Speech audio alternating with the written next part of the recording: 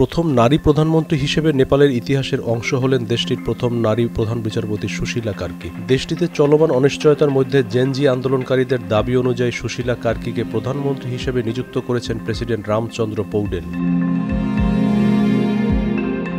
নেপালের বিচার বিভাগ প্রতিষ্ঠার ৬৫ বছরেরও বেশি সময়ের ইতিহাসে প্রথম নারী প্রধান বিচারপতি হন তিনি। এরপর দেশটির ৭৫ বছরের গণতন্ত্রের ইতিহাসে প্রথম নারী প্রধানমন্ত্রীও হলেন তিনি।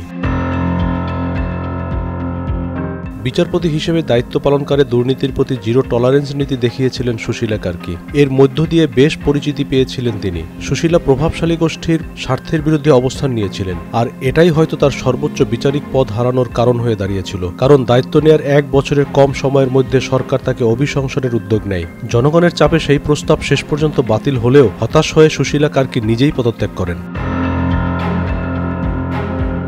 নেপালের সংকট সামলানোর জন্য সুশীলা কার্কি জুৎসই পছন্দ বলে মনে করছেন নেপালের সুপ্রিম কোর্টের আইনজীবী জে.এল. ভান্ডারী। তার মতে সুশীলার বিরুদ্ধে অভিশংসনের প্রস্তাব আনা হয়েছিল, কিন্তু তিনি কখনো নিজের নীতি থেকে সরেননি। সম্প্রতি নেপালে বিক্ষোভের মুখে কেপি শর্মা ওলি পদত্যাগ করার পর সহিংসতা কিছুটা কমেছে, তবে এখনও দেশটির কিছু এলাকায় বিধিনিষেধ জারি রয়েছে। সেনারা রাস্তায় টহল দিচ্ছেন এবং জনগণের আস্থা হারানো প্রভাবশালী রাজনৈতিক নেতারা গা ঢাকা দিয়েছেন। এই পরিস্থিতিতে রাজনীতি বা প্রশাসনে তেমন অভিজ্ঞতা না থাকা সত্ত্বেও সুশীলা কার্কিকে অন্তর্বর্তী প্রধানের দায়িত্ব দেওয়া হয়েছে। পাট চাষের জন্য পরিচিত শঙ্করপুর গ্রামে ১৯৫২ সালে জন্মগ্রহণ করেন সুশীলা কার্কি। ৭ ভাই বোনের মধ্যে বড় তিনি। কৃষক পরিবারে জন্ম নেওয়া সুশীলা ভারতের বেনারস হিন্দু বিশ্ববিদ্যালয় থেকে আইন বিষয়ে স্নাতকোত্তর করেন। ১৯৭৯ সালে তিনি আইন পেশায় যোগ দেন। বলা হয় সেই সময় একজন নারীর পক্ষে আইন পড়া ও আইন অনুশীলন করা সাধারণ ঘটনা ছিল না। বিরাটনগর ও ধরনে ৩ দশকেরও বেশি সময় ধরে সক্রিয়ভাবে ওকালতি করার পর তিনি সরাসরি বিচারক হিসেবে প্রবেশ করেন সুপ্রিম কোর্টে। সাবেক প্রধান বিচারপতি রামপ্রসাদ শ্রেষ্ঠা বলেছিলেন, তিনি সুশীলা কার্কির সম্ভাবনা দেখেই সুপ্রিম কোর্টের বিচারক হিসেবে সুপারিশ করেছিলেন।